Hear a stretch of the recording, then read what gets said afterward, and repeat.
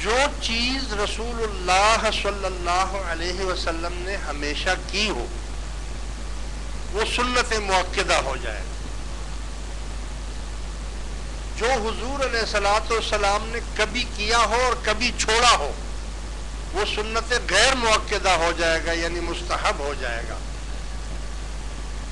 اس کے پڑھنے سے ثواب ملے گا، نہیں پڑھیں گے گناہ نہیں ہوگا. طریقہ سمجھ لیا آپ نے؟ اب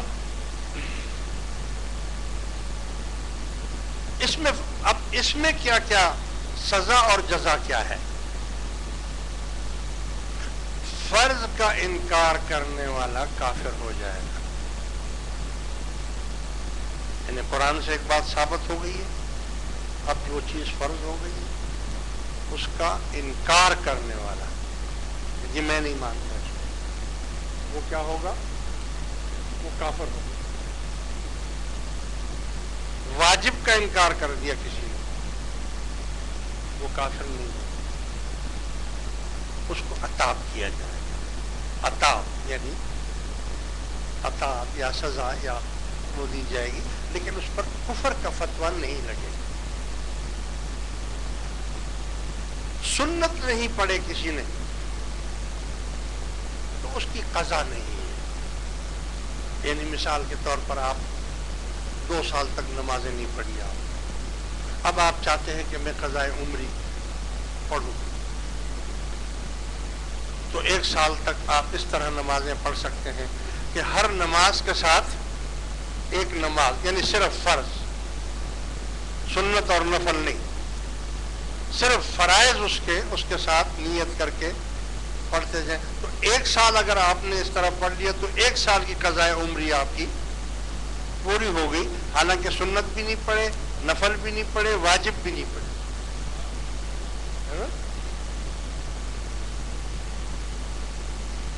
مسئلہ سمجھ میں آ گیا نا؟ میں نے جو آیت کریمہ پڑھی یہ کس میں ہے؟ قُلْ لَا أَسْأَلُكُمْ عَلَيْهِ أَجْرًا إِلَّا الْمُوَدَّةَ فِي الْقُرْبَى. آپ فرما دیجئے ان کو کہ میں تم سے کوئی بدلہ نہیں مانگتا، لیکن میری قرابت دار یعنی میری اہل بیت، میری آل، میری اولاد کے ساتھ محبت رکھنا اور ان کی مدد کرنا، یہ میں مانگتا ہوں. تو بولو بھائی، اہل بیت کے ساتھ محبت رکھنا امت پر فرض ہو گیا کہ نہیں ہو گیا؟ ساری امت کے اوپر یہ فرض ہے کہ وہ آل رسول کے ساتھ محبت رکھے. اگر محبت دل میں نہیں ہے، کیونکہ اللہ تعالیٰ تو محبت ڈالنے والا ہے، تو کم از کم بغض بھی نہ کرے، ان کے ساتھ بغض بھی نہ رکھے. کیونکہ حضور کا فرمان ہے کہ وَمَن مَاتَ حُبِّ آلِ مُحَمَّدٍ مَاتَ شَہِیدًا. جو اس حالت میں مرے کہ وہ میری آل کے ساتھ محبت رکھتا تھا اور وہ مر گیا تو شہید کی موت مرا. وَمَن مَاتَ بغض آل محمد ماتا کافرن. اور جو اس حال میں مرے کہ وہ میری آل کے ساتھ بغض رکھتا تھا اور وہ مر گیا تو کافر ہو کر مر گیا. اب ایک طرف قرآن کی وہ حکم اور دوسری طرف رسول اللہ صلی اللہ علیہ وسلم کی حدیثیں. ایک حدیث میں آیا ہے کہ حضور نے فرمایا اگر کوئی شخص اس حالت میں مرے کہ وہ میری آل سے محبت رکھتا تھا تو جب وہ مرا تو وہ شہید ہو گیا اور اللہ تبارک و تعالی قیامت تک فرشتوں کی ایک جماعت مقرر کرتا ہے جو روزانہ صبح شام اس کی قبر پر حاضری دیتے ہیں. کس کی قبر پر؟ اس شخص کی قبر پر جو حضور کی اہل بیت سے محبت رکھتا تھا. تو قیامت تک وہ فرشتے آئیں گے اور اس کی قبر کی زیارت کریں گے. اس سے زیارت القبور بھی ثابت ہو گیا.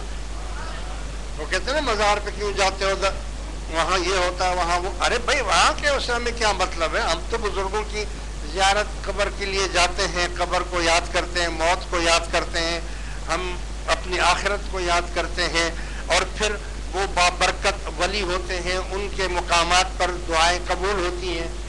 دعا ہم اللہ سے ہی مانگتے ہیں، لیکن وسیلہ ان کا ہوتا ہے، ان کے وسیلے سے. ان کے یا ایھا الذین آمنوا وابتغوا الیہ الوسیلۃ، اے ایمان والو مجھ تک پہنچو لیکن کسی وسیلے کے ساتھ. تو قبر سے کوئی نہیں مانگتا کہ قبر سے مانگ رہے ہیں، ان کا وسیلہ لیا جاتا ہے. یا اللہ میں بہت گناہگار ہوں، حضور کے صدقے ہمیں معاف کر دیں، حضور کے صحابہ کرام کے صدقے ہمیں معاف کر دیں، حضور کے اللہ کے ولیوں کے صدقے سے ان کی برکت سے ہمیں معاف کر دے. ہماری تو شکل ہی نہیں ہے کہ تیرے سامنے ہم کچھ کہہ سکیں، مگر ہم تیرے پیارے بندوں کا واسطہ دیتے ہیں ان کے. تو میرے کہنے کا یہ مقصد ہے کہ اہل بیت کے ساتھ محبت رکھنا یہ فرض ہے، فرض ہو گیا. اچھا یہ بات بتائیں مجھے، اہل بیت سے مراد کون لوگ ہیں؟ سب سے پہلے تو جس کو آپ کہتے ہیں پنج تن پاک، یہ پنج تن پاک رسول اللہ صلی اللہ علیہ وسلم، حضرت علی کرم اللہ وجہہ الکریم، مائی فاطمہ الزہرا رضی اللہ تعالی عنہا، حضرت امام حسن اور حضرت امام حسین علیہ السلام.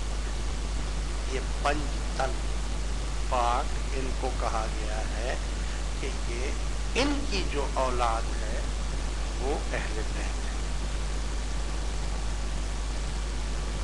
ایک تو یہ فرق یہ ہوا کہ خود حضور فرماتے ہیں کہ لحم کا لحمی جسم کا جسمی.